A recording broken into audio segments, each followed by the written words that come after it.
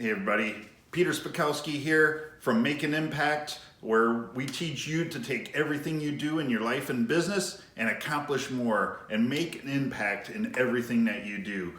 Come and check us out. First off, subscribe to this YouTube channel. We're going to be bringing you a lot of videos on health and fitness, on leadership. Today, the very first video that we'll ever have is how I'm using the Apple Watch in the gym.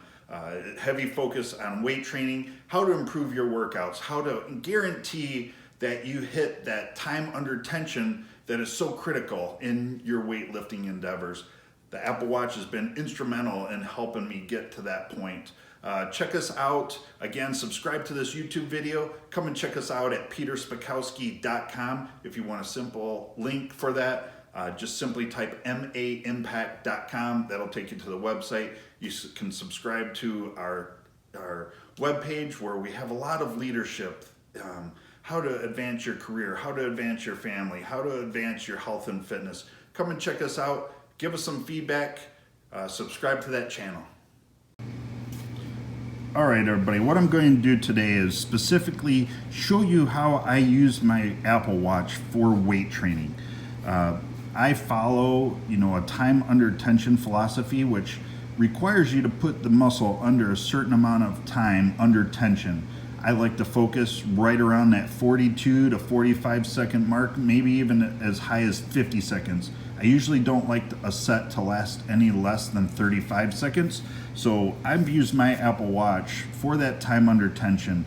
There's been a lot of scientific research, and 42 seconds seems to be the number of the optimal time under tension that you need to follow. And I've been able to use my Apple Watch for that. So you'll see here, this is an Apple Series 2 watch. Basically, it's got the built-in GPS, it's waterproof. I've had the Series 1, I've had the original Apple Watch, and this is my go-to watch. It's a Series 2. You can see all my apps here, but today what we're going to be doing is focusing on the exercise app, and specifically weight training. So I'll show you how I do my workouts. I'll typically go in here and start my strength training. You can simply do that, and it's just going to record your entire workout from the time you start to the time you stop. Not very intuitive. Not very informational for you. I doubt that people go back and compare their sessions.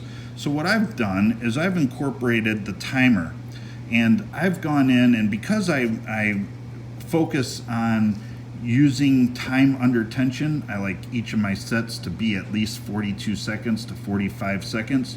And what I'll do is I'll go in here, hit custom, and so what I want to do is focus on having my set, that's just one set, hit at least 42 seconds. So typically what I will do is set my watch at 45 seconds and start the timer. Now what you'll see is it'll go here and start countdown, and then it will typically go back to the exercise screen. When it goes back to the exercise screen, it'll stay there until your set comes to a close.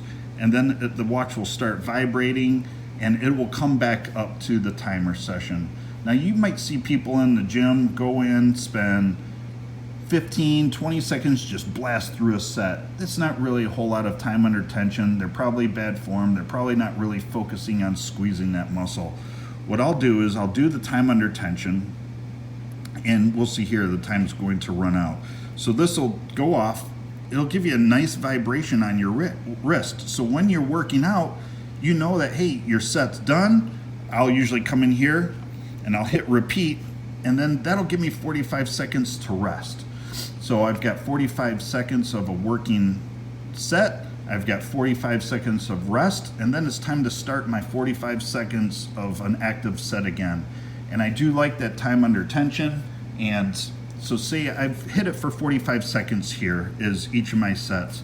What I'll do is I'll typically, on the positive movement where you're starting to flex the muscle, I'll take about 1 second to lift the weight. And when I'm in the flex position, I'll hold it for 1 or 2 counts. And then when I do the negative, I will do the negative for about 3 to 6 seconds in the negative, and then 0 at the bottom again. And so you can see now my rest is over. I'll start another set. And it just keeps going back and forth like that. It'll even, and I'll show you, you can even go back to the workout app, and at the time, you know, it will flip back and it will tell you on when your set's over. So we'll watch, it'll go back to the timer. But I like to have, when I'm doing that set, when I'm in the negative, when you're lowering the weight, I like to take between 4 to 7 seconds to lower that weight.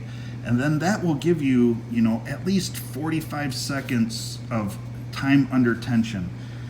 And it really does help with contracting, building muscle, putting that muscle through a good workout.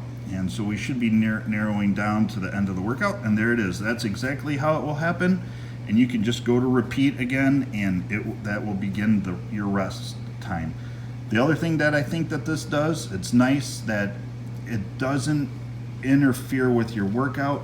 It also if say for example a buddy comes up and starts talking to you, it raises that awareness that, hey, you know, my watch is going off, I got to do another set. So that's it. That's it in a nutshell, how I use my Apple Watch during my workouts for my time under tension. Thank you. Leave feedback, subscribe to the channel, like this video, and again, really subscribe to that video or the channel, and you'll see more. I've got one with a Garmin Fenix 5 coming up, as well as time under tension workouts and several leadership topics. So look forward to interacting with you. Leave a comment. Have a great day.